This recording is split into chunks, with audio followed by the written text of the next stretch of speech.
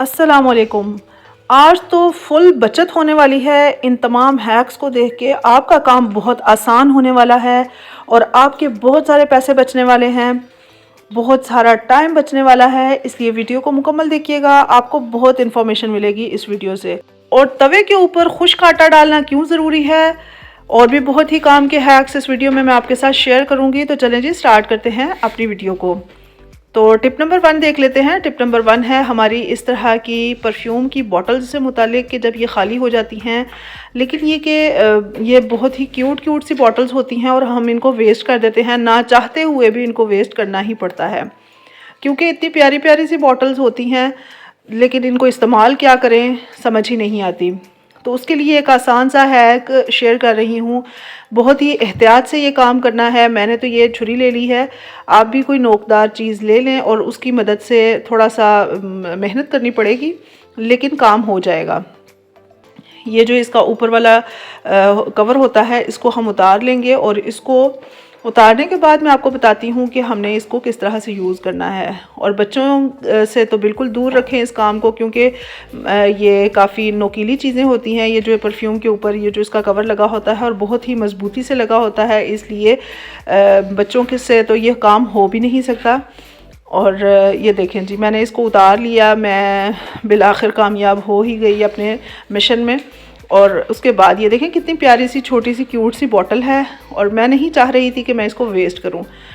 और इसको अब हम मुख्तलिफ़ तरीक़ों से इस्तेमाल कर सकते हैं, लेकिन एक तरीका मैं आपके साथ ये शेयर करूँगी कि इस क्यूट सी बॉटल को हम एक प्लांटर के तौर पे, जिसमें हम आर्टिफिशियल प्लांट्स भी रख सकते हैं। आप नेचुरल प्लांट्स रखना चाहें, कोई फ्लावर्स लगाना चाहें, मतलब जो इंडोर प्लांट्स होते हैं हमारे घर में, तो वो लगाना चाहें तो वो भी लगा सकते हैं। वरना आर्टिफिशियल कोई फ्लावर हो आपके पास छोटा सा, तो ये बहुत ही प्यारी सी लुक देगा और किसी को भी पता नहीं चलेगा कि आपने एक परफ्यूम की बोतल को फ्लावर पॉट में कन्वर्ट किया है। देखें जी, अब ये कितना खूबसूरत लग रहा है। तो चलें जी, टिप नंबर 2 देख लेते हैं।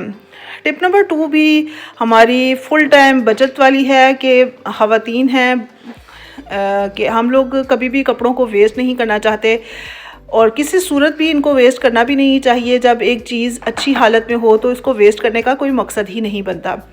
अब ये है पैंट बड़ी भी हो सकती है, छोटे बच्चों की भी हो सकती है। इसकी वेस्ट बड़ी हो जाती है तो हम परेशान हो जाते हैं कि अब क्या करें, क्योंकि ये यूज़ में नहीं आ सकती। तो अब ये भी वेस्ट बड़ी थी, आपने एक अंदाज़ा लगा लेना है कि कितनी वेस्ट इसकी बड़ी है। मैंने तो 2 इंच के मुताबिक इसको ये देखें, मैंने आपके सामने ये स्केल की हेल्प से निशान लगा लिया है और इसी तरह से इसको हम नीचे तक ले जाएंगे, क्योंकि हमने इसकी वेस्ट ही छोटी करनी है। ऊपर से ज़रा बड़ा निशान होगा और नीचे तक हम इसको सिलाई तक निशान लेके जाएंगे और इस तरह से हम इजीली अपनी पैंट की जो वेस्ट है, बेशक बच्चों की हो बड़ों की हो, आसानी से इसकी वेस्ट को छोटा कर सकते हैं। और अगर आपको महसूस हो कि जब पैंट की वेस्ट खुली करना चाहें तो वो भी आसानी से खुली भी आप कर सकते हैं। यहाँ पर मैंने 4 फोल्ड में ये धागा ले लिया है और बड़ी सुई ली है। बड़ी सुई लेने का मकसद ये है कि पैंट जो है वो काफ़ी मोटे स्टफ़ की होती है, जिसकी वजह से प्रॉब्लम पेश ना आए। मतलब छोटी सुई जो है वो इसके अंदर से आसानी से गुजरेगी या नहीं, मुश्किल ना हो, इसलिए मैंने बड़ी सुई ली है। और इस तरह से, जिस तरह से आप वीडियो में देखेंगे, बस ध्यान से वीडियो को देखिएगा, आपको समझ आ जाएगी कि किस तरह से हमने इस काम को करना है। और जब आप इस काम को कर लेंगे तो आप ख़ुद हैरान रह जाएंगे कि बिल्कुल भी किसी को भी पता नहीं चलेगा कि इस पैंट की वेस्ट आपने घर में ही छोटी की है, ना कोई स्टिच लगा हुआ नज़र आएगा और बहुत ही आराम से ये काम भी हो जाएगा और आपकी पैंट भी छोटी हो जाएगी, पैसे भी वेस्ट नहीं होंगे। जाहिर सी बात है, हमने पैंट ख़रीदी थी तो इन्वेस्ट किया था। अच्छा जी, अब ये देखें, इस तरह से हमने इसको सिलाई लगाते जाना है। एक तरफ से धागे को निकालना है, फिर उसी तरह से दूसरी तरफ से धागे को निकालते जाना है। ये देखें ऐसे। और अब हम इसको आसानी से जब धागे को खींचेंगे ना, तो हमारी ये जो सिलाई है ना, ये बिल्कुल नज़र भी नहीं आएगी और पैंट की वेस्ट जो है ये भी छोटी हो जाएगी। ये देखें जी, इस तरह से मार्क लगाने का मकसद ये था कि हमारे लिए काम करना आसान हो जाए। अच्छा जी, अब हम ये देखें मैंने काफ़ी सारे स्टिचेस लगा लिए हैं और इसके बाद अब इसको मैं खींच के भी आपको दिखाऊंगी और आपने फ़ाइनल लुक देखते जाना है कि किस तरह से इसकी पैंट जो है वो काफ़ी इसकी वेस्ट छोटी हो गई जब मैंने इसको धागे को खींचा। ये देखें इस तरह से जब हमने स्टिचेस लगा लिए तो धागे को खींचा और अब इसकी ये जो हमने फिटिंग रखी थी ना वो सारी की सारी अंदर की तरफ चली गई और ये जो पैंट है इसकी वेस्ट काफ़ी हद तक छोटी हो जाएगी। ये देखिए जी मैंने खोल के भी दिखा दिया आपको। और इसी तरह से अगर ज़्यादा मुश्किल हो रहा है काम करना, मसला बन रहा है, तो इस नीचे वाले टांके को खींचे पहले और फिर जो है ना वो ऊपर वाले टांकों की तरफ आएँ, क्योंकि पैंट का स्टफ़ काफ़ी मोटा होता है जिसकी वजह से एहतियात से ही काम करना पड़ता है और ज़्यादा टांके लग जाएं तो इसको खींचना भी थोड़ा सा मुश्किल हो जाता है। और फाइनल लुक मैं आपको दिखाती हूँ। उम्मीद करती हूँ कि आपको वीडियो पसंद आ रही होगी और आपके लिए काफ़ी यूज़फुल रही होगी। अगर आपको अभी तक वीडियो पसंद आ रही है तो लाइक कर दीजिएगा, चैनल पर नए हैं तो सब्सक्राइब ज़रूर कीजिएगा इसी तरह की यूज़फुल टिप्स और ट्रिक्स को देखने के लिए। अब इसको मैंने इधर से खींचना है। ये देखें इस धागे को इधर से खींचा और अब ये वेस्ट बिल्कुल आपकी जितनी आपने साइज़ रखा था ना उसके मुताबिक हो गई और बिल्कुल भी पता नहीं चल रहा कि इसको हमने वेस्ट को छोटा किया है, सिलाई लगाई है। देखिए कितनी नीट लुक आई है, कोई पता ही नहीं चल रहा। और बस अंदर से आप इसको फिक्स कर लें, गिरा लगा लें और अब आपकी पैंट, आपकी वेस्ट जो है वो आपके मुताबिक हो गई है। ये देखें जी मैंने डिफरेंट कलर का धागा इसीलिए लिया था ताकि आपको पता चल सके, आपको नज़र आ सके अच्छे तरीके से कि कितनी आसानी से ये काम भी हो रहा है। क्योंकि अगर मैं सेम कलर का ले लेती तो शायद वो कैमरे में इतना विजिबल ना होता। और इस तरह से मैंने दोनों साइड्स को छोटा कर लिया और दोनों साइड्स की जो वेस्ट है उसको तंग कर लिया, क्योंकि जाहिर सी बात है एक साइड को तो नहीं करेंगे ना, दोनों साइड का हिसाब रख के तो फिर इस काम को करेंगे। मैं आपको अच्छे तरीके से दिखा रही हूँ कि जब हमने इसको अच्छे तरीके से टांका लगा लेना है फिर उसके बाद इसकी क्या हालत है। और दूसरी साइड को देखें और इस साइड को देखें। अब दूसरी साइड की भी मैं आपको स्टिच लगा के दिखाती हूँ कि फाइनली हमारी पैंट जो है उसको टांका लग चुका है और उसकी इस तरह की कुछ कंडीशन है। ये देखें जी अंदर कितनी ज़्यादा फोल्ड हो चुकी है। और ये देखें दूसरी साइड से भी मैंने इसको स्टिच कर लिया जितनी मुझे ज़रूरत थी। तो अब ये कितनी हमारे साइज़ के बिल्कुल मुताबिक हो चुकी है, जितना हमारा रिक्वायर्ड साइज़ था। ये देखें जी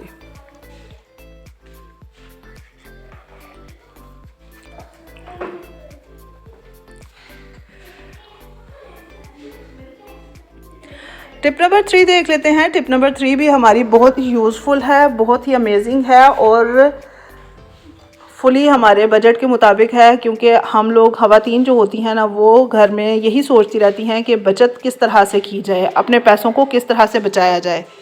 यहाँ पर मैं आपके साथ रेसिपी शेयर कर रही हूँ कि किस तरह से हमने अपने लिए डिओडोरेंट तैयार करना है। डिओडोरेंट कह सकते हैं या फिर रोल ऑन कह सकते हैं, जो भी आप कहना चाहें, जो भी आप यूज़ करते हैं वर्ड इसके लिए वो कह सकते हैं। और इस तरह के जो रोल ऑन होते हैं हम घर में बहुत ही आसानी से बना सकते हैं बग़ैर किसी मेहनत के। और ये तमाम ऐसी चीज़ें हैं जो कि हर वक्त हमारे घर में मौजूद रहती हैं। आपने देखा कि मैंने कॉर्नफ्लोर लिया। कॉर्नफ्लोर आपको मैं एक मेजरमेंट बता देती हूँ, उसके हिसाब से आपने जितना बनाना हो उस हिसाब से आप बना सकती हैं। और मैंने 2 चम्मच जो है ना वो कॉर्नफ्लोर डाला है और इसमें हम एक और इंग्रेडिएंट शामिल करेंगे। और ये तमाम ऐसे इंग्रेडिएंट्स हैं जो कि हर वक्त हमारे घर में मौजूद रहते हैं और हमें मार्केट से लाने की भी ज़रूरत नहीं है। और अगर आप बिलफर्ज मार्केट से लाने भी पड़ते हैं तो कोई मसले वाली बात नहीं है, क्योंकि ये चीज़ें ऐसी हैं कि जो एक ही दफ़ा में तो इस्तेमाल हो नहीं जाएंगी। इनको हम काफ़ी लंबे अरसे तक इस्तेमाल कर सकते हैं। थोड़ा बहुत इन्वेस्ट करना पड़े, ज़्यादा पैसों को बचाने के लिए थोड़ी बहुत इन्वेस्टमेंट मुश्किल नहीं होती। इससे हमारा काम बहुत आसान हो जाएगा। और सबसे अच्छी बात यह है कि केमिकल फ्री आप इसको अपने घर पे ही बना सकते हैं। 2 चम्मच मैंने बेकिंग सोडा इसमें शामिल किया है और उससे पहले 2 चम्मच मैंने कॉर्नफ्लोर डाला था। कॉर्नफ्लोर और बेकिंग सोडा दोनों ही इसके मेन इंग्रेडिएंट्स हैं। इनको हम ड्राई फॉर्म में ही अच्छे तरीके से मिक्स कर लेंगे ताकि इनमें कोई भी लम्स वगैरह बाकी ना रह जाएं। और उसके अलावा इसके बाद आप इसमें कोई भी ऑयल जो आपका फेवरेट हो वो इस्तेमाल कर सकते हैं। कोकोनट ऑयल इस्तेमाल कर सकते हैं, आलमंड ऑयल इस्तेमाल कर सकते हैं, कोई भी ऑयल आप इस्तेमाल कर सकते हैं। और ये ऐसा केमिकल फ्री आपका डिओडोरेंट तैयार हो जाएगा जो कि आपको 24 घंटे तक तो बिल्कुल स्मेल फ्री रखेगा। और अगर आपके पास से खुशबू नहीं आएगी ना तो कम से कम स्मेल भी नहीं आएगी, क्योंकि खुशबू आना ज़रूरी नहीं होता, अपने आप को स्मेल फ्री रखना ज़रूरी होता है। और इसको आप सर्दियों में भी इस्तेमाल कर सकते हैं, गर्मियों में भी इस्तेमाल कर सकते हैं, कोई इसका प्रॉब्लम नहीं है, कोई मुश्किल नहीं है। मैंने इसमें 4 चम्मच आलमंड ऑयल डाला है और इसमें इसको डाल के इसको हम अच्छे तरीके से मिक्स करेंगे। आपको अगर इसकी क्वांटिटी थोड़ी थिक फॉर्म में रखनी है तो उसको भी आप अपने अंदाजे के मुताबिक सेट कर सकते हैं, और अगर थोड़ी रनी फॉर्म में रखनी है तो आप थोड़ा सा ऑयल इसमें और शामिल कर लें। आपके पास अगर कोकोनट ऑयल हो तो वो ज़्यादा बेस्ट है, क्योंकि उसमें एक ख़ास किस्म की खुशबू भी पाई जाती है जो कि आपको एक खुशबू का काम भी करेगी। और इसके बाद इसको अच्छे तरीके से मिक्स कर लें। और आप इसमें थोड़ा सा अगर खुशबूदार इसे बनाना चाहते हैं तो इसमें थोड़ा सा परफ्यूम वगैरह भी शामिल कर लें जो कि आपको पसंद हो।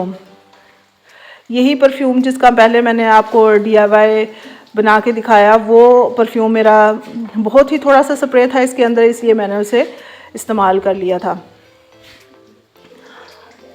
और अब ये आपका डिओडोरेंट तैयार है, आप इसे अपनी स्किन पे अप्लाई कर सकते हैं। बिल्कुल सेफ़ है, कोई प्रॉब्लम पेश नहीं आएगी।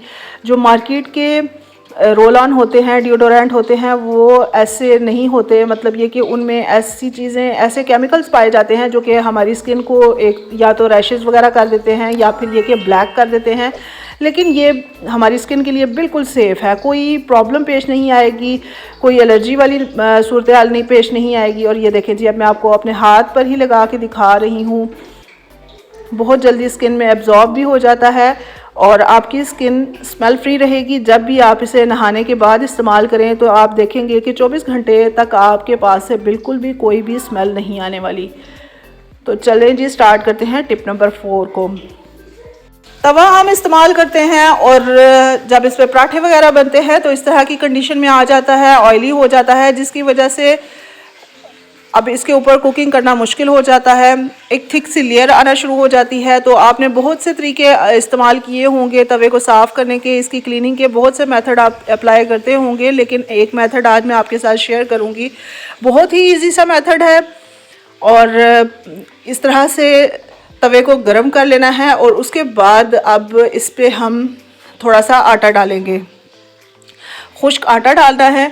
जिस तरह से खुश्क आटा जो है वो चिकनाई को अपने अंदर एब्जॉर्ब कर लेता है, अगर शेफ़ वगैरह पे भी ऑयल वगैरह गिर जाए तो इस आटे को हम इस्तेमाल करते हैं।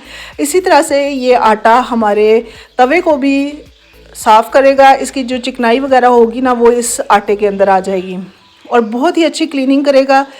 थोड़ा सा 1 से 2 चम्मच आटा डालना है और उसके बाद ये देखें मैंने फ्लेम भी ऑन कर ली थी। और उसके बाद अगर आपको समझ आए कि फ्लेम ज़्यादा, मतलब तवा ज़्यादा गर्म हो गया है, तो आप इसको थोड़ा स्लो भी कर सकते हैं या फिर बंद भी कर सकते हैं। और उसके बाद हम इसमें डिश वॉश लिक्विड ऐड करेंगे जो कि बर्तन धोने के लिए हम इस्तेमाल करते हैं। और उतनी मिकदार में शामिल करना है इसमें डिश वॉश लिक्विड के जितना इसमें ये थोड़ा सा रनी कंसिस्टेंसी में आ जाए। और थोड़ा सा नमक भी इसमें शामिल कर देंगे। और मुझे थोड़ा सा डिश वॉश लिक्विड कम लग रहा था तो मैंने इसलिए थोड़ा सा और इसमें शामिल किया। और अब ये हमारे एक क्लीनर का काम करेगा, बहुत ही अच्छे से हमारा जो तवा है ना वो साफ़ हो जाएगा। कोई भी स्क्रबर लेके उससे आपने इसे साफ़ कर लेना है।